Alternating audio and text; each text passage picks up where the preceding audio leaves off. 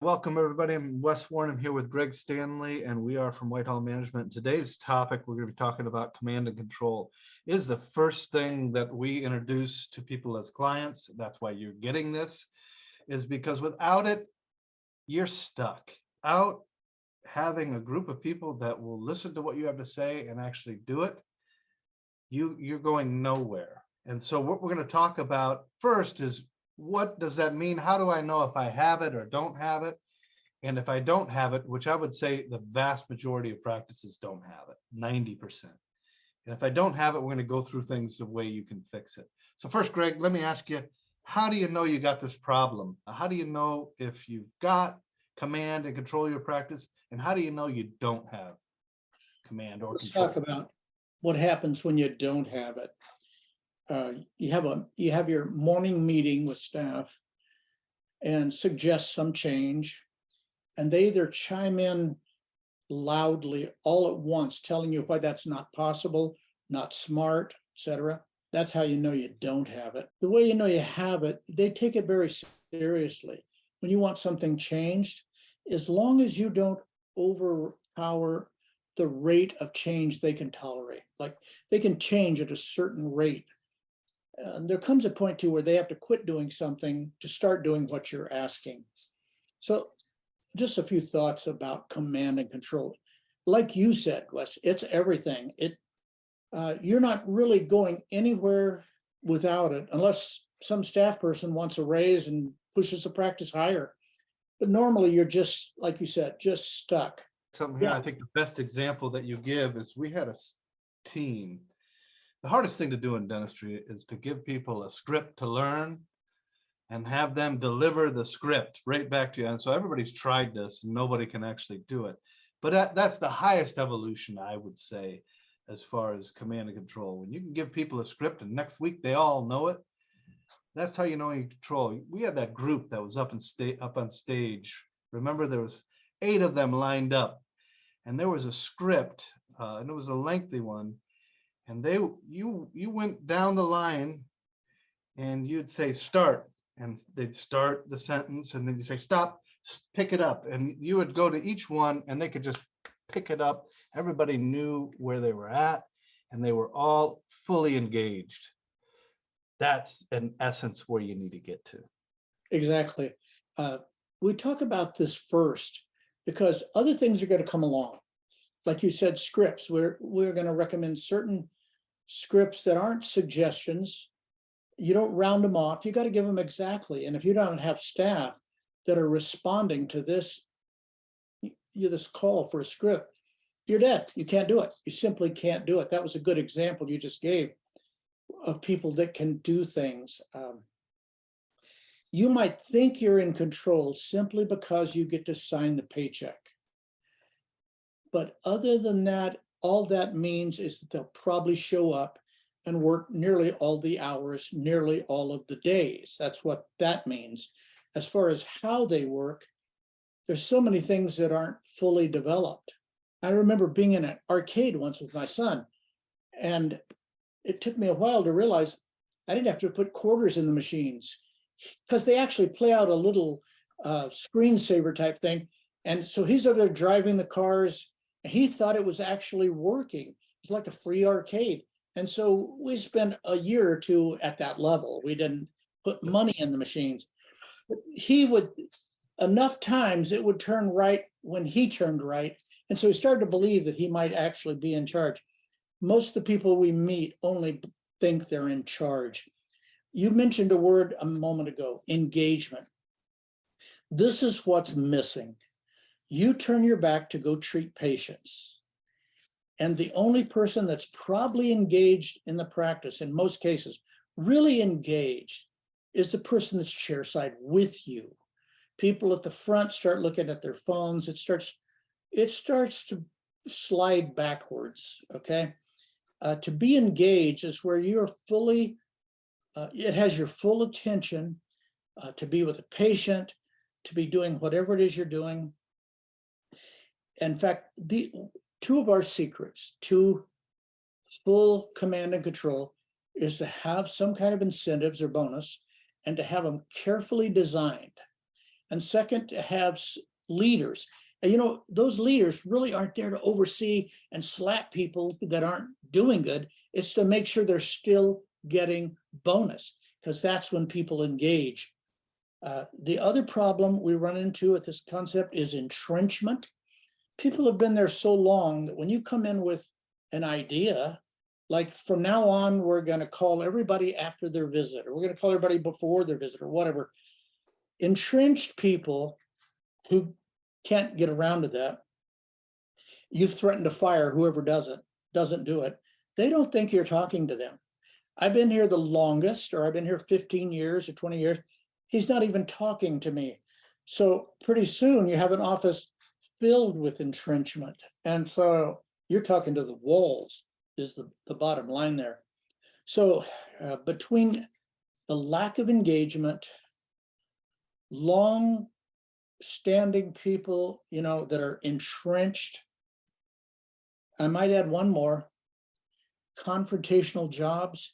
These are jobs that involve some kind of persuasion, but they also run the risk of getting body slammed emotionally. Somebody says, oh, you want me to be on time? Well, I'm going to tell you something. The last time I was in there, and then they, you know, somebody made me wait an hour and a half, whatever. Whenever somebody is doing a confrontational job in dentistry, it's like you've lit the fuse on dynamite. That person's not going to last very long unless they just love confrontation.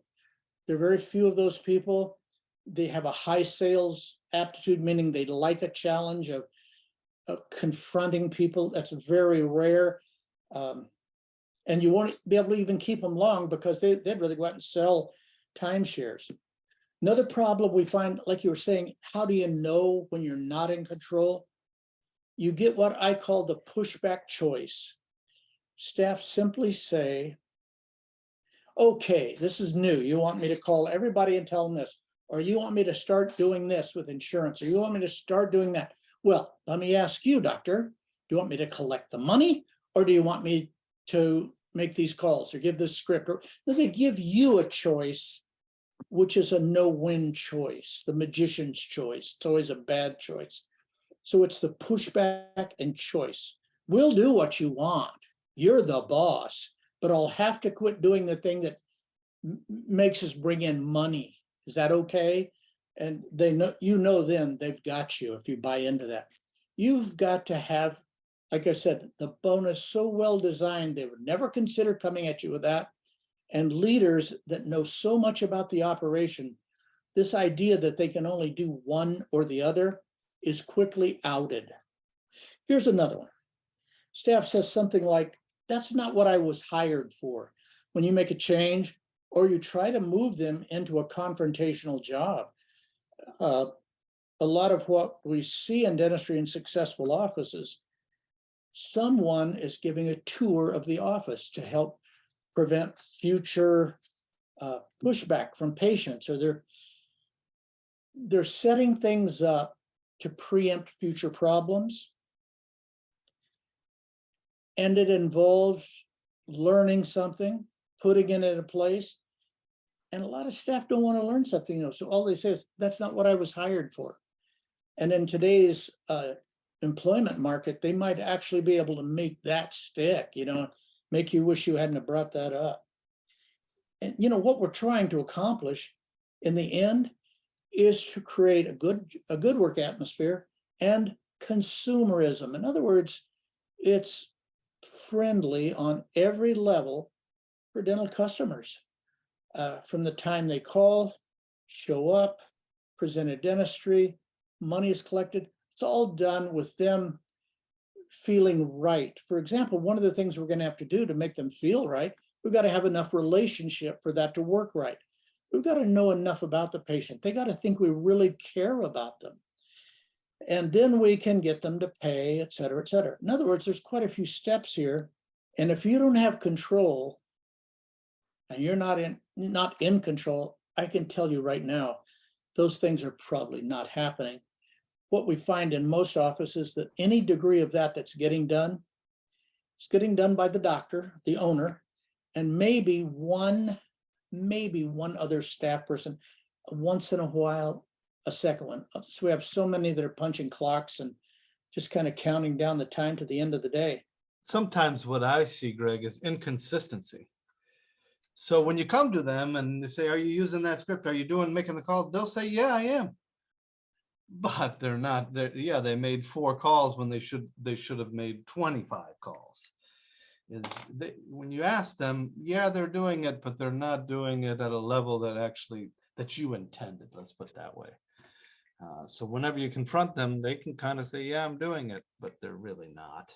My hope in doctors listening to this, Wes, is that they see that their staff are like this, not because they're bad staff.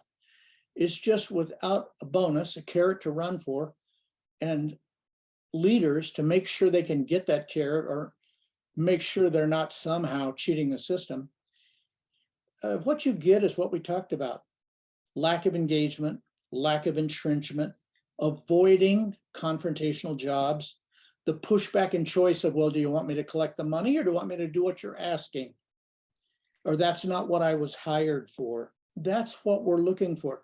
It's going to take an incentive program, a bonus.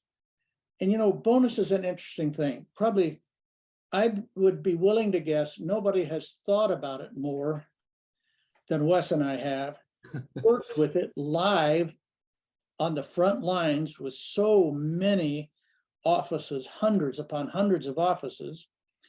Thousands. Yet it tends to go astray.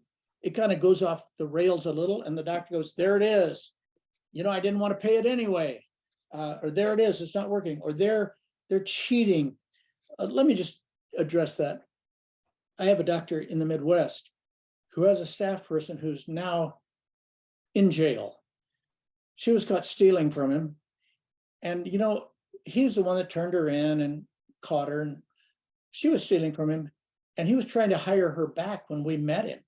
And I couldn't figure out why he's trying to hire back somebody that's in jail. He's trying to sign her out and get her out on bail or whatever. Because she stole enough money, just enough.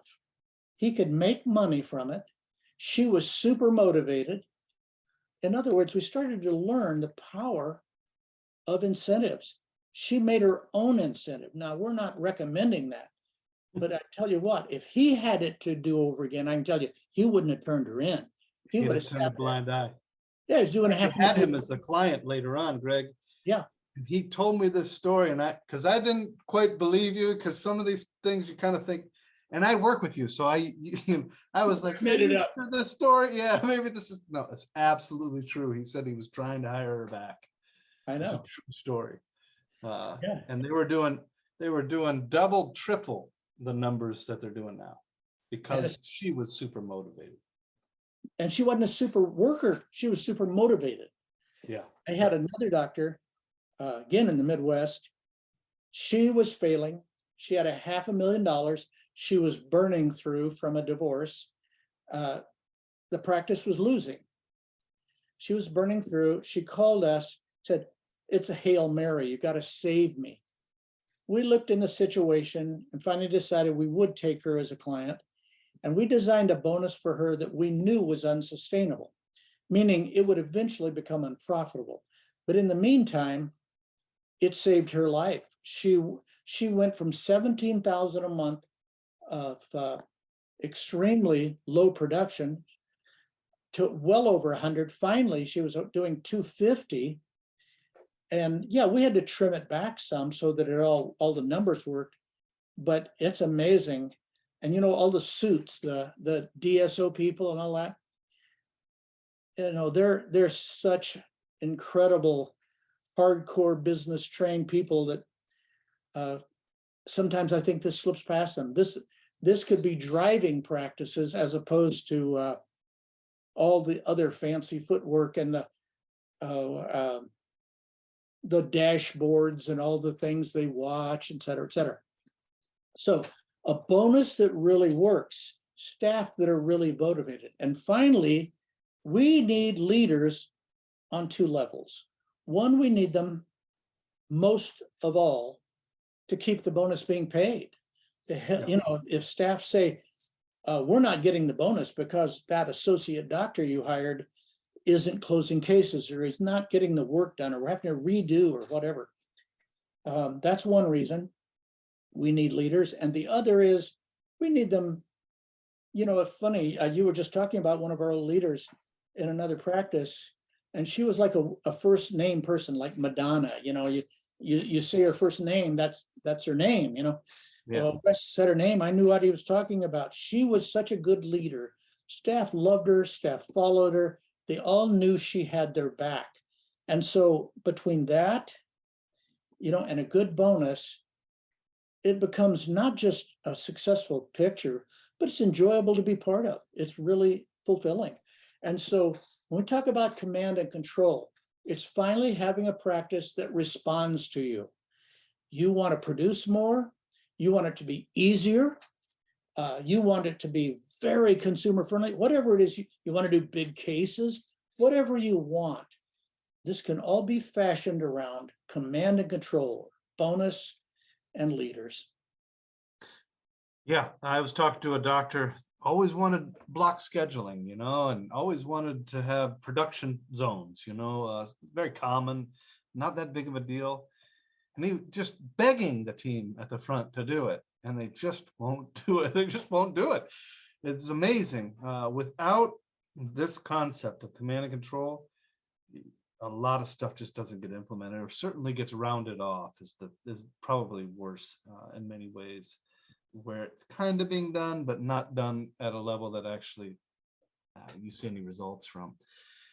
Can you describe kind of your theories on bonus and maybe what kind of bonuses they should start off with in their practice? There's a couple of different bonuses that have actually proven so successful that we go back to them over and over again on some level, in some form.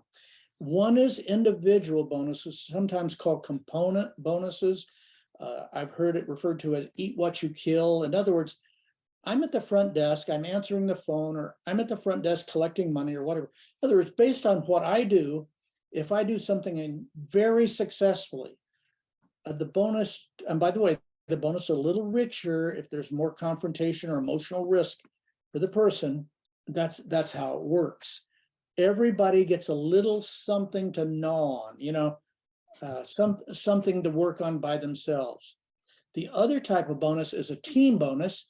And a lot of people have tried that, found it lacking because of their 15 staff, 1 or 2 people were really pulling the weight of everybody else, or certainly they believed that. And staff became bitter because they weren't finally getting paid for what they were doing. Everyone else was getting paid for what they were doing. So that's my thought was there's 2 different realms.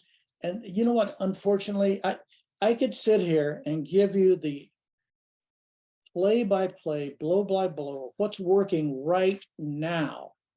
And in 6 months, it would have morphed or changed a little bit. And you got to keep with it because things go wrong. For example, if you hit the bonus wrong from the start, staff will tell you, we can't hit that. We'll never hit that. That's a lot of times the doctor will, at the last minute, be afraid and say, I don't want to do a bonus weekly or daily or whatever. Let's spread it over 3 months and average it or something, where the doctor feels safer. The safer the doctor feels, the more opportunity staff feel. And getting that right, like I say, it's an ongoing challenge, but this question is the great question in dentistry. What's in it for me? I work here. What's in it for me? Oh, well, you get a paycheck. I want your heart and soul. You don't get heart and soul for a paycheck. No, you basically get them to show up and kind of get the job done, kind of without ever engaging, entrenching. They get entrenched. They won't confront. In other words, heart and soul is all those things I talked about. It takes bonus and leadership to keep that going. And we need that leadership to keep the bonus tuned up and nothing in the way of staff getting it. So component bonuses. So this would be things like you said, closing cases. There's a certain few dollars they get on larger cases. Telephone bonus, new patient, You can talk them into getting on the schedule. There might be $5 for that. And yes, we'll take back the 5 if they don't show up, but that's the way that works. Another big one is the same day service bonus in the back. It's got the phone bonus in the front.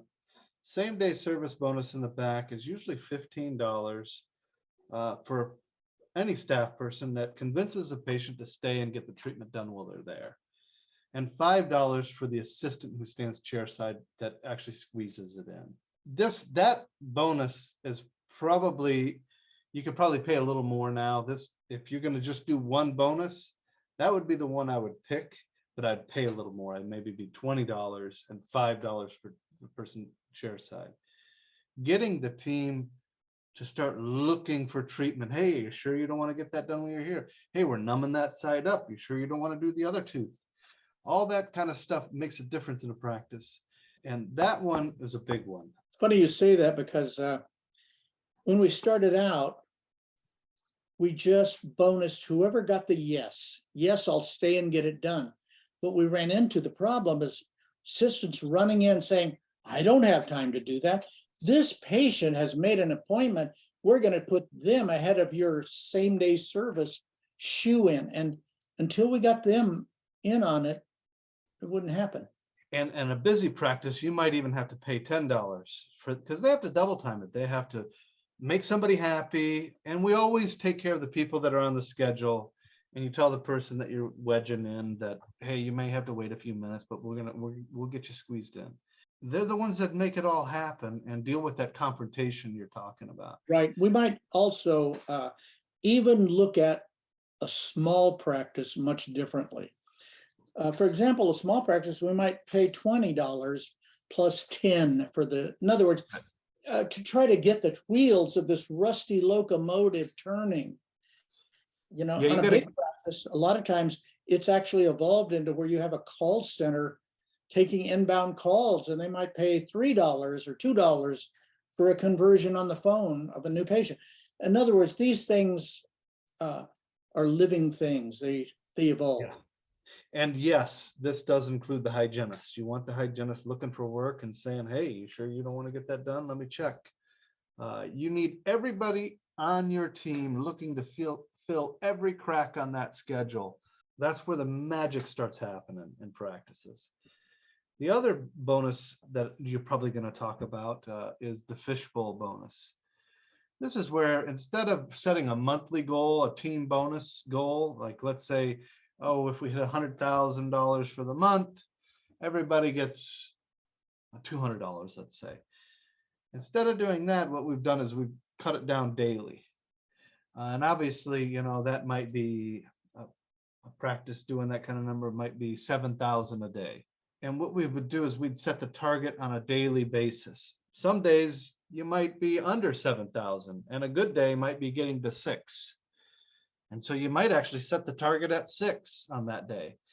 And then other days you're well over your average for the month and you're already at 9,000. So you'd set the target at 10 or 11.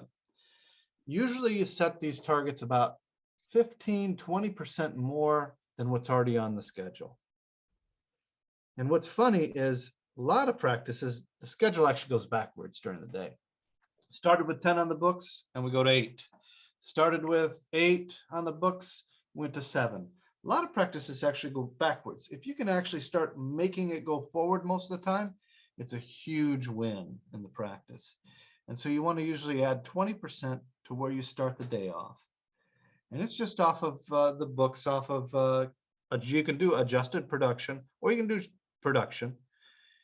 And you get everybody motivated to make that day great. And everybody gets to draw from a fishbowl. And in that fishbowl, there are chips or there's, the different prizes or different money that they could win. Could be $20, could be 30. There's a couple 50s in it. There's maybe 100 or 2 in there. There's a little bit of excitement when they draw. And you want to create that excitement. And so you want them drawing every other day approximately. And you don't want to save up the draws for the end of the month. You want this excitement happening in the practice in your morning huddles where people are drawing and creating an exciting atmosphere. And these simple bonuses, although they do need to be tweaked, Greg, just like you said, every office is a little different of how you need to tweak them to really drive the practice forward. But essentially, that's what they are. When you get it right, you'll know it.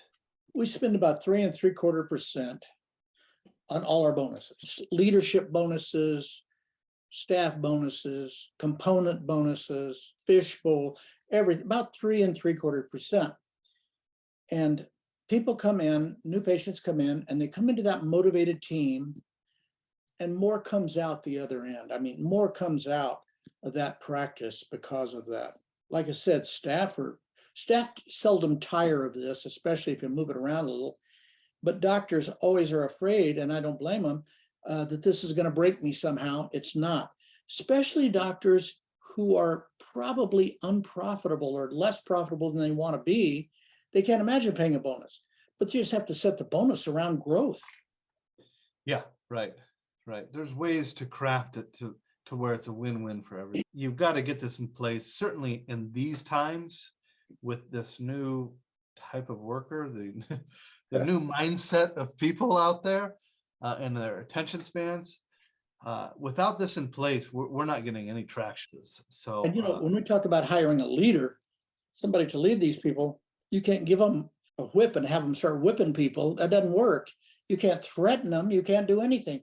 But with the bonus and the leader oversight, like you said, that's when it becomes magic. One of the things that, as far as leaders go, naming a leader and giving them authority. In other words, they're the ones that got to make sure people are making the phone calls, that they're doing the things that it's going to take to get this bonus. The leader's got to have real authority. It can't be a paper tiger. A lot of leaders in dentistry are quote unquote office managers. They're really not leaders. They don't have any authority. They can't really discipline. They can't fire. They can't hire.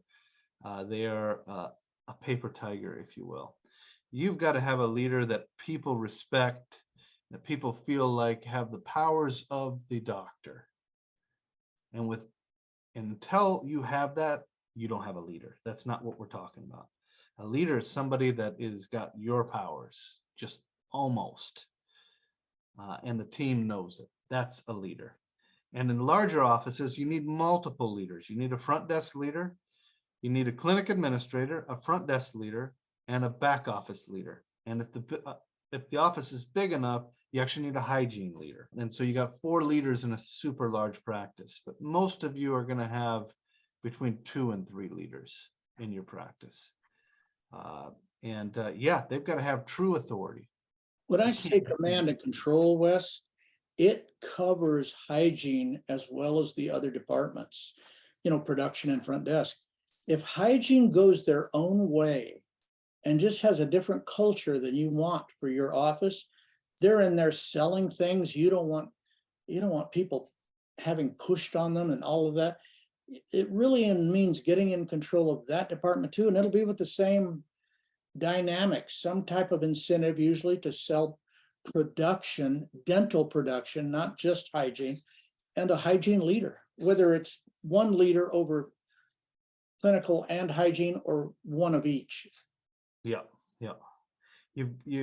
I think you said something real important. I think a lot of offices will have some kind of incentives, hygienists to sell bite guards and night guards and bleaching trays and things that are certainly on their side of the practice. And they do, and they're motivated to do that. And that's what they talk about. It's counterproductive because what we need the hygienist really to do is to help and assist you in convincing patients to get the treatment done that they need. Right. It's so hard to get patients to actually do their dentistry that they need, that we need all hands on deck. We need the hygienist really focused and motivated on and thinking about getting patients to do the dentistry. And if you incentivize the other stuff, you don't get that from them. And you might say, well, who's going to tell the patient they need soft tissue management? Well, the doctor is. If they're in our practices, the doctor is the one, kind of what we're seeing that. If he has a hygienist or she has a hygienist that they can trust to not overwhelm people, then they let them. If not, the doctor is the one that calls the Right. tune. All right, so that's command and control. And that's how you get it set up. It's something you'll know when you've got it. In essence, like I said, you can deliver a set of scripts and people start memorizing it. They're actually excited to do it. They're fully engaged. The culture is of your dreams, really. People are paying attention. And you don't really have to say things over and over. You can say things once, maybe twice, and the system's in place and you know it is. That's command and control. Without it, the practice is going nowhere. We've done this long enough. We've got scripts and things you could say to patients to convince them to do the work and to stay. But if you can't get people to say it, team members to say it, Or to learn it. what good is it? Yeah. So it all starts here. So get a bonus set up in place that gets people motivated and start going, yeah, what do I need to do around here? How do we get this? What else can I do? You got to get that attitude where they're starting to go, well, that's a good idea. That might actually work. Let me try that. You got to get that spirit in them. When you start to see that, you know you're in the right direction. And now things that you can implement will actually stick. And so this is where it starts, right here. If you're having big troubles with this, questions about it, certainly give us a call. We can help. Get little questions about bonus and stuff like that. We'll definitely help you out. Thank you. Thanks everyone. for listening. Yep. Thank you.